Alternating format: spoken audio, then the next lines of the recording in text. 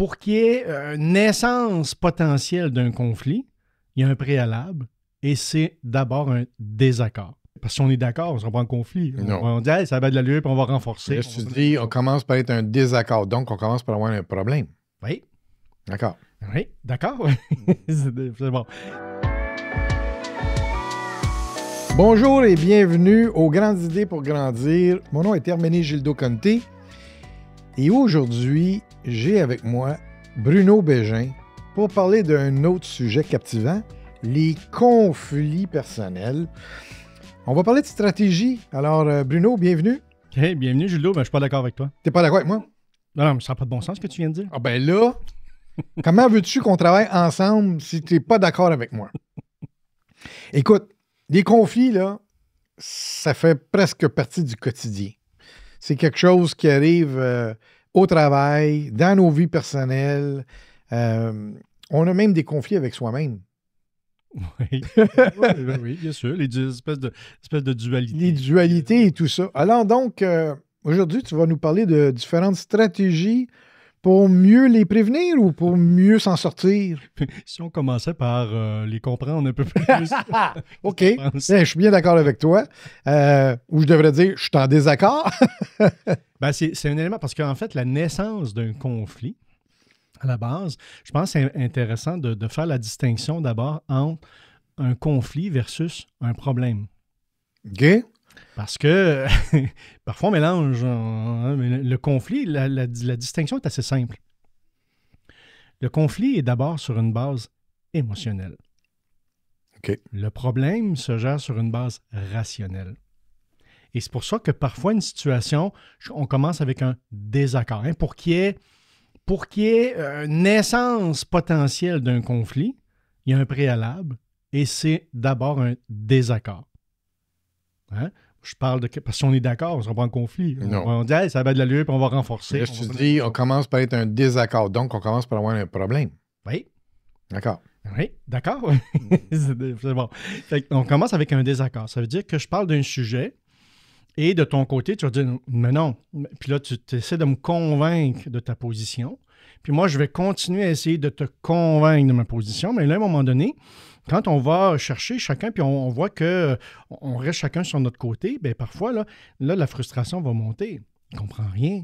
Faut que je fasse comprendre. Voyons donc, ça n'a pas de bon sens. Et là, l'émotion va monter. Puis ça se peut à un moment donné que je frappe sur la table. Je dis, voyons, Gildo, ça n'a pas de bon sens. Puis là, je vais me mettre en colère.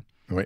Et au moment où je me mets en colère, bien là, on est rendu à l'étape du conflit parce que là, on va commencer à probablement se lancer des pointes personnelles, des jugements. Je vais chercher peut-être à te rabaisser, chercher toutes sortes de moyens, toujours pour te convaincre que j'ai raison, donc tu as tort. Oui, exactement. Et tu vois que si de ton côté, tu es convaincu de la même chose, fait qu'on est tous les deux convaincus qu'on a raison et l'autre a tort, bien, à un moment donné, ça peut même arriver à la violence. Tout à fait. La violence des mots, mais ça peut même, dans certains cas, la violence physique. Physique, tout à fait, oui. Oui. C'est intéressant parce que quand on a l'impression d'être en conflit avec quelqu'un, on peut se poser la question, ça a commencé où? Comment? Ça a commencé par quoi? Il y a un début à tout. Hein? Ça a commencé, il y en a pour qui ça fait des années, mais il était où le déclencheur? Il était où le premier désaccord?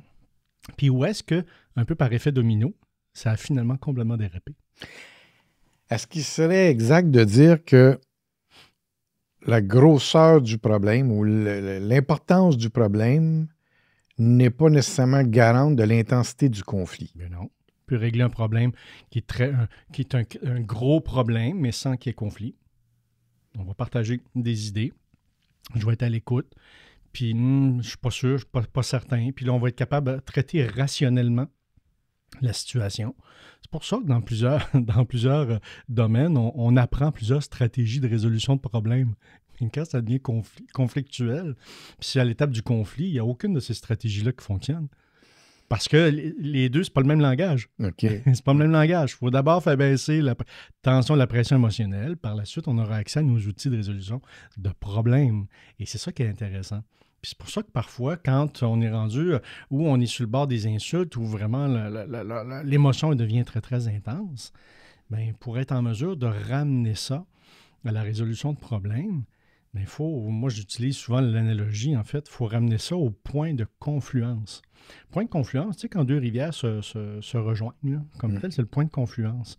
Puis le point de confluence, c'est une façon où on revient sur un fait observable et mesurable. Tu sais, Gildo, tu sais, es-tu d'accord avec le fait que la dernière fois, à chaque fois qu'on parle de tel sujet, on finit par se disputer? On revient sur un oui, en fait, un accord. Okay? Est-ce que tu constates la même chose que moi, qu'à chaque fois que je dis tel mot avec telle intonation, tu as telle réaction. Ça déclenche quelque chose. Ça déclenche telle réaction. On revient sur des faits observables, mesurables. Une fois qu'on a un oui là-dessus, OK, parfait. Gildo, aimerais-tu ça qu'on soit capable de parler de tel sujet sans qu'il y ait cette réaction-là? Et là, si tu me dis non, on m'a dit, t'es une mauvaise foi. Là. Si tu dis non, non, je préfère me disputer avec toi. Là, oui, c'est ça. Mais non. Donc, si tu dis oui, OK, parfait. Maintenant, est-ce que tu souhaites qu'on trouve ensemble des stratégies, des solutions pour nous permettre de parler de ce sujet-là, mais avec une réaction respectueuse, tu comprends? Oui. Fait que là, on va être en mode solution, mais là, on n'est plus dans l'émotion, là. Là, on est dans la stratégie rationnelle. Je t'ai validé au départ, on dit, mais Gildo, mais pas. Tu sais, veux-tu m'expliquer comment ça se fait qu'à chaque fois que je te dis ça, là, je vais être à l'écoute. Ouais, mais Bruno, tata. Là, tu vas parler, je vais être à l'écoute. Puis là, je dis pas un mot, je suis à l'écoute. Ouais, OK. Une fois que tu es fini, là, OK, y a-tu d'autres choses, Gildo? Ah oui, en plus, tu repars, je te laisse te vider vraiment la tension émotionnelle. Puis ça se peut qu'après ça, là, tu aies plus envie peut-être d'entendre ma version des faits. Mais si j'essaie de t'imposer ma version des faits sans être à l'écoute d'abord, tu vas avoir le pied sur le frein, puis on va retomber dans le conflit, puis on va s'insulter, puis on va se lancer des pierres. Là. OK. Mais admettons, là, ouais. Je prends un livre comme ça. Là. Tiens. Bon, celui-là, ça va être parfait. Ouais. Bon. Puis là, on regarde le même livre tous les deux, ouais. Mais on n'a pas la même couverture. En plein ça. Donc là, on n'a pas la même réalité, ni un ni l'autre. On n'a pas la même vision de la réalité. Exact. Alors, on fait quoi à ce moment-là pour trouver un point d'entente positive Gildo, où on est capable de se rejoindre? Parce qu'on voit quelque part, si je te demande qu'est-ce que tu vois qu'est-ce que tu vois sur le livre, tu vas me nommer ce que tu vois de ton côté. Là. Exact. Bon, alors je ne sais pas trop qu'est-ce qu'il y a de ce côté-là. Il y a des formes graphiques, mais j'ai beaucoup d'écriture. OK. Puis si je te dis, ben non, il n'y a pas d'écriture, il n'y en a presque pas. Là. Ouais. Puis là, tu me dis, ben oui, il y en a. Je te dis, ben non, il n'y en a pas. Ben oui, il y en a. Ben non, tu vois comment on va grimper rapidement. Tout à fait. Alors que si je te demande, hey Gildo, peux-tu m'expliquer comment tu fais pour voir des petits graphiques puis plein d'écritures? Parce que c'est pas ça que je vois, moi. Comment tu fais? Fait que là, tu vas dire, ben, viens de mon bar, viens voir de mon bar, tu sais.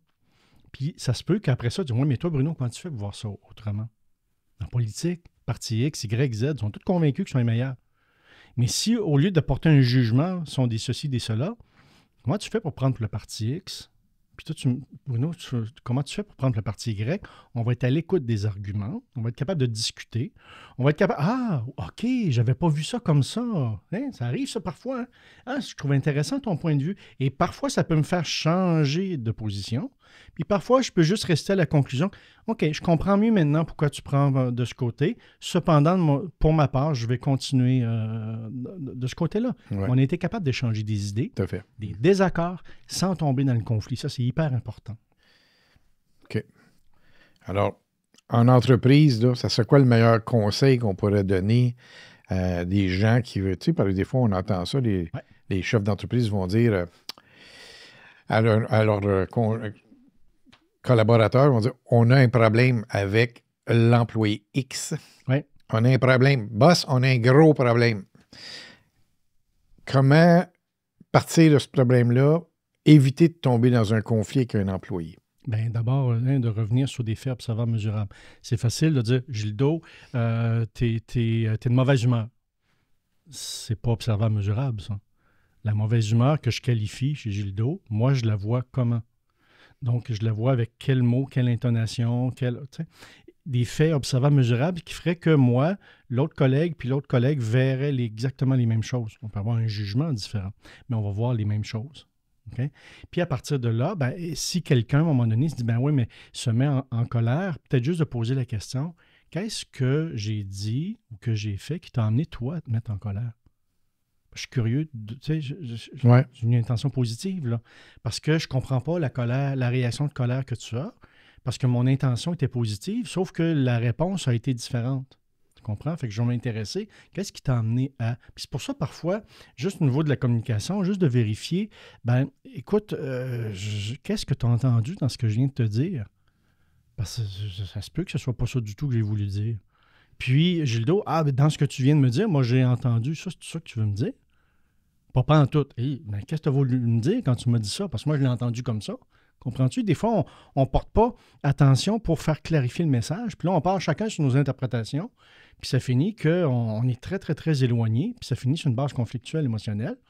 Alors qu'on n'a pas pris le temps de clarifier comment j'avais entendu les choses, que j'avais compris la situation, puis d'être davantage à l'écoute ou d'être intéressé, si tu veux, à l'autre, à savoir, ben, excuse-moi, mais j'ai de la difficulté à comprendre la réaction. Qu'est-ce que j'ai dit ou que j'ai fait que t'as amené de toi?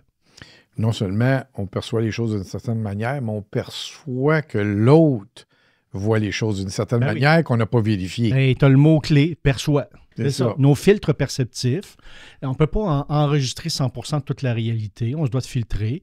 Puis tes filtres à toi, ce n'est pas les mêmes nécessairement que les miens. Puis c'est pour ça que l'importance de valider parfois nos perceptions. Puis s'il y a un désaccord, avant que ça arrive à la base conflictuelle, ben on a tous des outils de communication pour être capable de partager des opinions divergentes, puis d'être en mesure d'être respectueux là-dedans, puis de mieux comprendre, tu sais, c'est quoi ton côté du livre, puis mon côté du livre, là.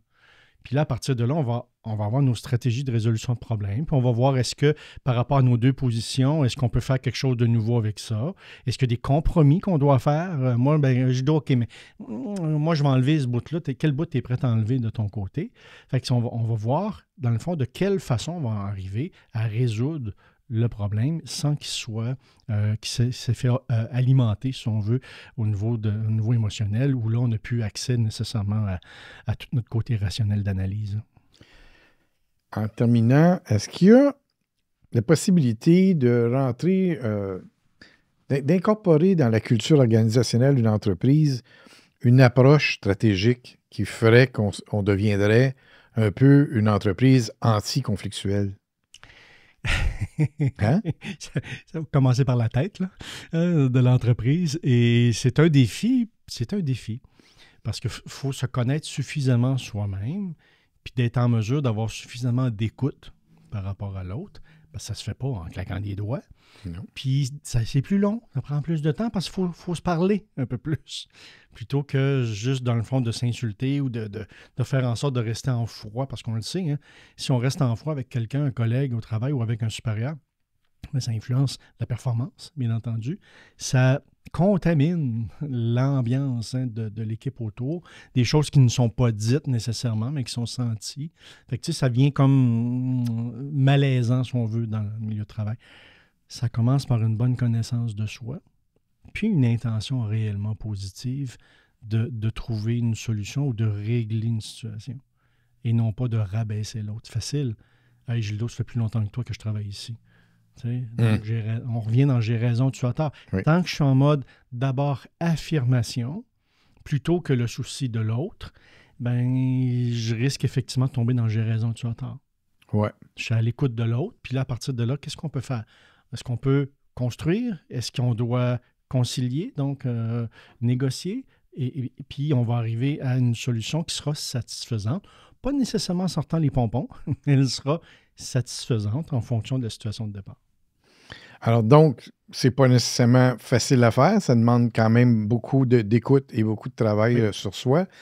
Mais heureusement, il y a des gens comme toi qui peuvent donner des conférences dans ces entreprises-là pour leur faciliter un petit peu la compréhension et la gestion des conflits en milieu de travail. Alors, merci Bruno de ta participation aujourd'hui. Ben, c'est intéressant, Gildo, parce que tu viens de mentionner quelque chose d'important. J'ai juste une petite parenthèse. Oui. C'est qu'on ne peut pas agir sur ce qu'on ne prend pas conscience. Ouais. Fait que dès qu'on en a pris conscience, ben, c'est la beauté de la chose. Là, c'est une décision. C'est une décision pour la suite. Ben, merci beaucoup. Et ben, écoutez, encore une fois, merci de votre écoute fidèle à tous. Alors, rappelez-vous de vous inscrire à notre balado Les grandes idées pour grandir, pour rester au fait des prochaines diffusions de nos épisodes. Alors, allez sur vodeo.ca pour ce faire. Et si vous êtes intéressé davantage par nos conférences, nos contenus de formation, allez sur cinekinox.com. Et puis, bien évidemment, ça va nous faire plaisir de prendre contact avec vous. Entre-temps, merci beaucoup, Bruno, pour ta participation aujourd'hui. Un plaisir. C'était encore un grand plaisir d'échanger avec toi. Il y a tellement de choses. Je suis sûr que dans les prochains épisodes, on va encore reparler de conflits et au travail des émotions, c'est certain. Et moi, ben, je vous dis merci pour votre écoute fidèle et on se retrouve bientôt pour un prochain épisode.